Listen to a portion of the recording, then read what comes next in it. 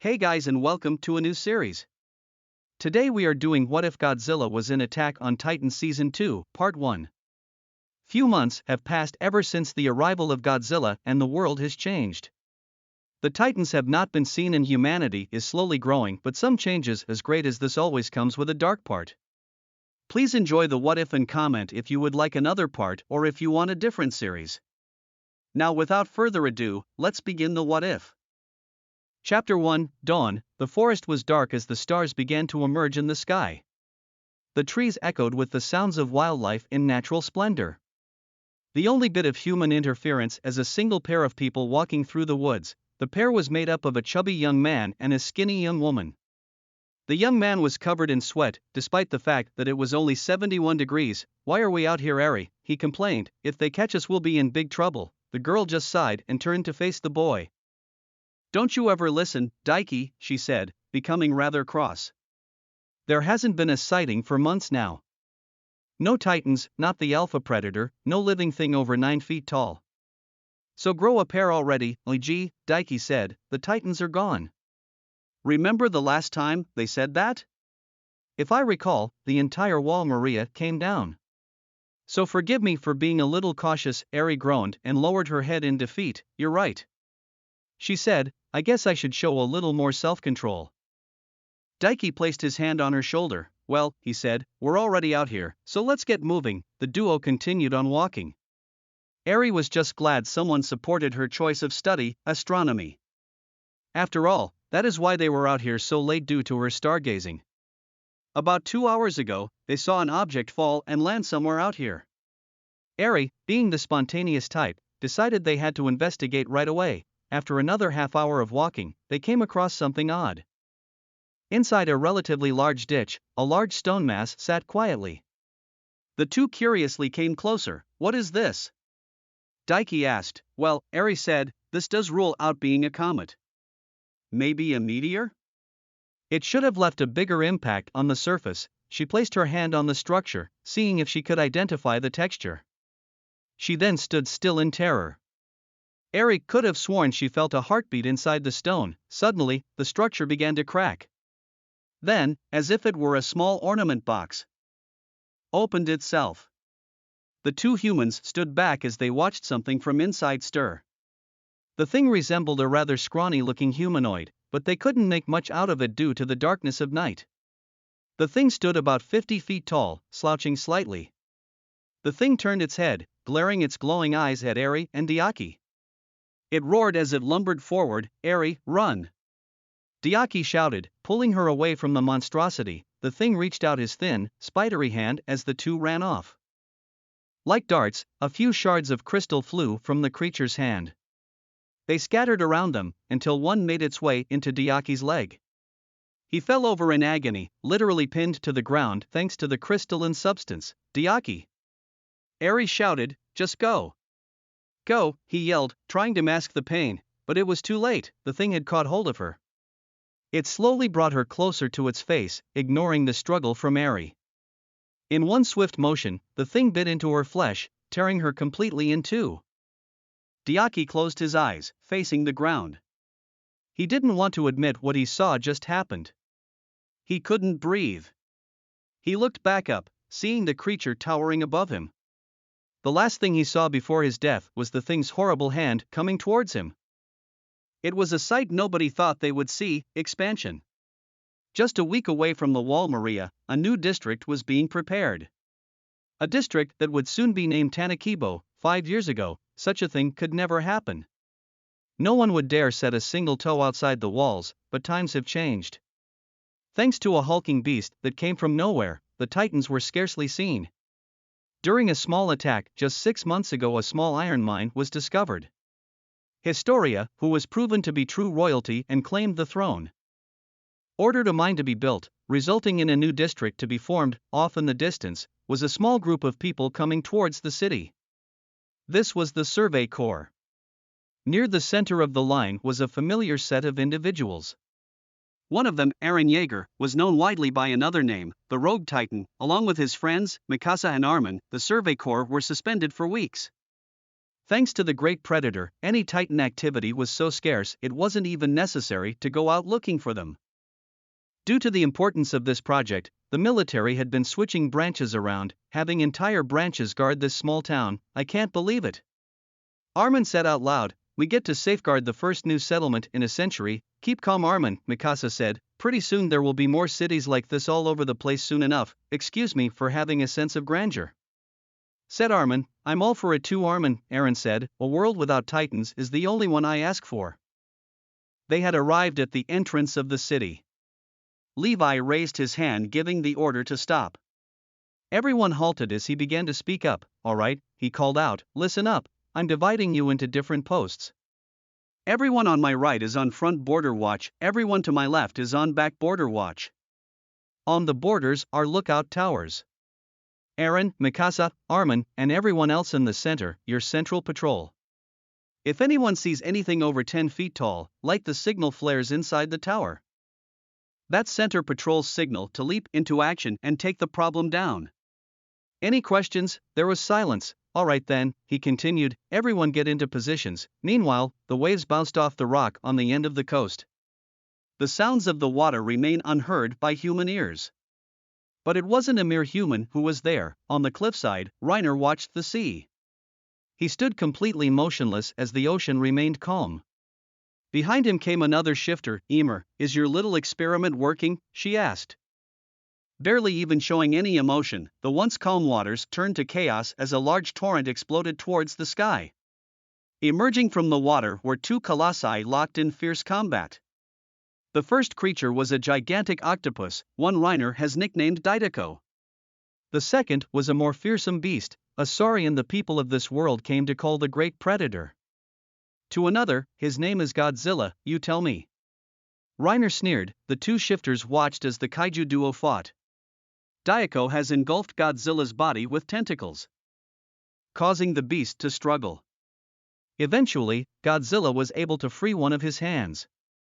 Using his claw, he removed the tentacle that held his mouth shut, just to have another wrap it right back down. Realizing he couldn't struggle against this cephalopod foe, Godzilla decided to take a more energetic approach. His spines lit in their warm orange glow as he prepared to strike back. A powerful blast of radioactive heat tore Daiko's tentacles, giving him more breathing room. His arm completely free for a second.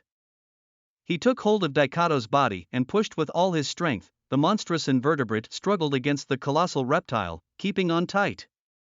What it didn't see, however, was Godzilla's tail. Able to find a gap, Godzilla pried his tail between the 8-limbed opponent and himself. Then, like a crowbar, he used his tail as extra leverage to fling the hapless mollusk away. Daiko landed on the shore, wriggling around to get into a walking position as Godzilla slowly advanced forward. Desperate, the octopus used its tentacles to pick up many of the large rocks scattered across the rocky shore. Godzilla finally placed his feet on dry land as Daiko prepared to strike. Daiko flung rocks, one by one, at his oncoming attacker. Godzilla was able to dodge half of them, but was inevitably hit by the other. One lucky shot was enough to throw off his balance, causing him to tumble onto his side. Reiner couldn't help but smile as Daiko crawled towards the fallen beast. Godzilla lay there as the monster mollusk made its way towards him. Once again, Daiko had forgotten about Godzilla's tail, which he was now right under. In one motion, Godzilla whipped his tail, taking the octopus with it. Slammed onto the ground, Daiko was left stunned for a few seconds. Godzilla had made his way back to his feet, towering over the paralyzed cephalopod. He began to punch the octopus repeatedly as it was down. Luckily for Daiko, he had one more defense. He squirted a jet of thick, slimy ink right into Godzilla's face. Surprised in blindness, Godzilla grasped his face and shrieked.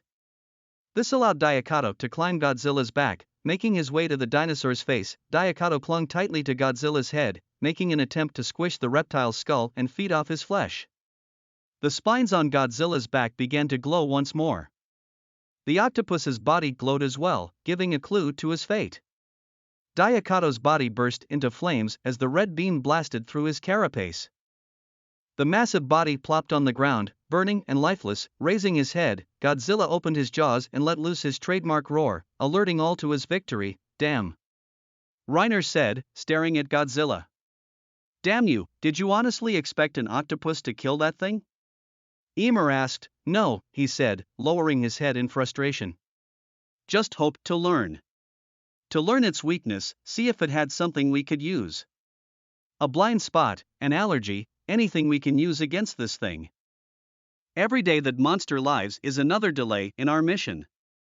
None of us are safe, Titan, Shifter, we're all just another appetizer to him. Ymir placed her hand over his shoulder. She may not have completely agreed with the plan, but she had one simple choice: stay with her kind and survive, or risk the lives of hundreds by siding with the humans.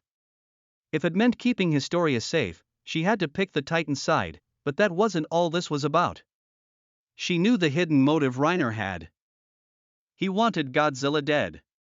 Almost a year ago the monster had killed off Bertolt, who was not only the strongest of the shifters, but was Reiner's greatest friend. Reiner wanted revenge. She could tell by the way he looked as he stared at Godzilla returning to the sea. He brushed off her hand and turned around. Back to base, he said, we're done here. She followed him back to the forest, but not before Reiner took a look back at the saurian beast descending. Soon, he thought to himself. Soon the great predator will fall. They made their way back to the woods, safe once again from the detection of humans. What they didn't see, however, was a pair of eyes watching their every move. The newly paved streets of Tanakibo were bustling with activity. People of multiple ages were purchasing goods from the new marketplace, with some stalls just opening today for the first time. Men toiled around the buildings, shingling the roofs, fine-tuning walls, and installing windows all over the city. All of the youngsters, however, were in the town center. This area was left mostly untouched by the hands of humanity, save for a fountain or two. Eren and his friends made it to the town center, awaiting for any signs of attack or unusual activity. They gazed around to see the children busy at work, making paper lanterns and cutting ribbons on the grass. What's with all the green? Mikasa asked. She was referring to the fact that all of the children, including a large portion of the townsfolk, were wearing clothing with green colors, gray. Armin answered, what? Mikasa asked, they're wearing charcoal gray, not green. Armin said, don't you remember? Levi said, everyone here is a member of the Children of Deliverance. That's their colors. Not a very good choice of color, I might add. Levi was right, of course. When the idea for the province was proposed, no one wanted to go out that far away from the walls. Too many were afraid of the Titans possibly still out there. One group of people, however, was the followers of a new faith, the Children of Deliverance. Their entire faith revolves around the great predator. They agreed to be the workforce behind this new chapter in human expansion, in exchange for first claim rights. This fact was further highlighted by the town square's centerpiece, a statue of Godzilla, the great predator himself. In front of the statue, a circle of youngsters meditated, under the watch of an adult woman with medium-cut hair. I guess you weren't too far off when you asked if it was a god, Armin. Eren said, I think they would agree with you. Eren couldn't help but stare at the stone version of the saurian savior. It had been months since he last encountered the real Godzilla. All right, said Levi, I trust you all can handle yourselves from here. Yes, sir. The group said in unison. Good, he continued, be sure not to interfere. Levi's instructions were interrupted by the sounds of stone hitting stone. They turned to see children screaming as rocks hit the statue repeatedly. The source of the commotion came from the left as a group of people in robes came walking in. These people are lying to you, children, a man with long hair called out. They keep you from the truth and plague your mind with lies. This was Pastor Monroe. He was Pastor Nick's replacement after his death. Where Pastor Nick wasn't the quietest man about his faith, this man was abrupt and loud. If you stay out here you all will die at the hands of the Titans. But, a young girl said, the great predator is an animal, he continued, and animals have only two instincts, kill and survive. And he'll turn on you all soon enough. Return to the walls, children, they are forgiving and will take you back. Eren clenched his fist. How dare Monroe, telling these children to live in a cage their entire lives, rotting inside while the world is ready to be explored again. It made him sick to his stomach. He braced himself, ready to run at him and give him the beating he deserved. Suddenly, a hand came to his chest, stopping him in his tracks. For some odd reason, he felt a sudden rush of calmness. He looked to see it was the women from the meditation circle. She wore a charcoal gray robe with large circular earrings. She walked over to the situation. "What are you doing?" she said. "Harassing children and defacing our property." "Harassing?" Monroe said. "We're trying to save these children from harm, from the fate you people sentenced them to. Only within the walls can you be truly protected." "Where were your walls during the attack on Trost?" the woman asked. "Where were your walls when countless civilians were slaughtered? They crumbled and fell. Is that the protection you offer to them?" Monroe slapped her, knocking her to the ground. "Who the hell do you think you are?" Monroe yelled. "How dare you blaspheme in my face?" Aaron finally lost it. He raised his fist as he lunged at Monroe, jabbing him in the stomach. The other members of the wall cult were about to join in and take Aaron down, but the rest of the Survey Corps took hold of them. Monroe shook on the ground, groaning in pain from the hit. "You little," Monroe said. He didn't finish due to another hit to his abdomen. "That's enough of you," Aaron said. "I want these men out of here now," Levi ordered. "And if I see them again, I want them arrested." The wall worshippers were escorted out by a group of Survey Corps members. Aaron reached out his hand to the women on the ground. "Are you all right?" he asked. She took hold of his hand, prying herself up. "I'm fine," she said. "Thank you. I'm just glad the children are all right." "I take it you're erenyeager. How did you dash?" "Let's just say I have a knack for sensing these things," she said with a mischievous smile on her face. Levi came up next to them. "Everything all right here?" he asked. "Everything's fine here, Commander," she said. "Are all of your men as impulsive as Aaron here?" "I'd hope not," Levi answered. "Erenyeager, this is Miss Mickey Sagusa, High Priestess of the Children of Deliverance." "The pleasure is all mine," Mickey said. "Children, say hello to Commander Levi and Erenyeager." The children responded with a greeting in unison. "Take a good look at their uniforms," she continued. "There will be people with the same jackets all over town starting today. You will all have to listen to what they say, because they'll be watching over all of us for a while." The children nodded and returned to their activities. Some children decided to approach the Survey Corps members, their minds filled with curiosity. Each one was eager to ask their questions. Meanwhile, Reiner and Ymir were halfway through the forest, concealed by gigantic trees over 60 meters tall. Unbeknownst to the humans of Tanakibo, they were hidden from them by just being in the forest 100 feet away from them. They were lucky. Months prior, the Survey Corps sent a team to check these woods for Titan activity. They avoided detection at their base, so well hidden even they forgot where it was at times. "Does this mean we have to put Plan B into effect?" Ymir asked, probably just to break the silence. "Looks like we'll have to," Reiner replied. "We don't have that many options left to." Ymir took hold of Reiner's shoulder. "What?" he asked. Suddenly, he felt it.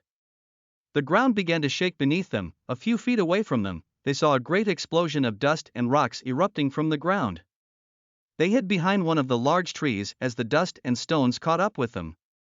They could hear the sounds of collapsing rock from behind the tree. Then they hear another sound.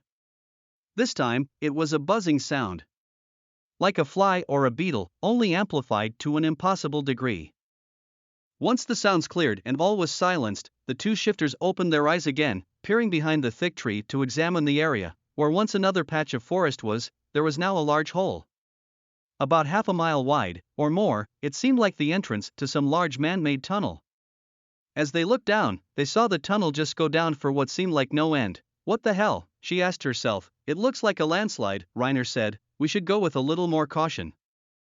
We need to get back to base, make sure the supplies don't get damaged." Ymir just nodded and followed suit. As they walked away, the cloud of dirt finally cleared to reveal something at the bottom of the tunnel, a strange, crystalline rock growing from the side of the tunnel. Meanwhile, at the northeast end of the border, a Survey Corps member watched the area fiercely from the watchtower. His two partners, however, seemed distracted by themselves, and then, the first man said, "She says, well, that explains the blood, but why is he naked?" They both cried out in laughter. "Damn it, you two," the watchful man yelled, "can't you two be quiet? If I'm going to do all of the work, then at least let me concentrate." "Come on, Tyler," the second slacker said, "the worst that could happen here is a simple riot." "What? Do you honestly think a Titan is gonna sneak up on us?" "Am I right?" the first slacker, Mark, just stood dumbfounded. "Mark?" Tyler asked, "Are you okay?" Mark pointed behind them. They turned around. gazing in disbelief at what they were witnessing. From the forest, something took flight. 10 large, thin objects flew from the forest with great speed. Soon enough, they swarmed past the watchtower, hitting with enough force to knock it completely over, shattering it on impact. Tyler, the only human inside left alive, struggled against a large hunk of wood that pinned him to the ground. He reached into the rubble, pulling out the signal flare. With the last bit of life he had left in him, he aimed it at the sky. It fired, letting out a purple-colored stream of smoke and light. It was the only hope to warn the city, as that's where the monster objects were heading. This is where I'll end off the first part of What If Godzilla Was in Attack on Titan Season 2, Part 1. If you guys like this series and want to see more, be sure to like and click on the notification icon. I'll see you all in the next What If video.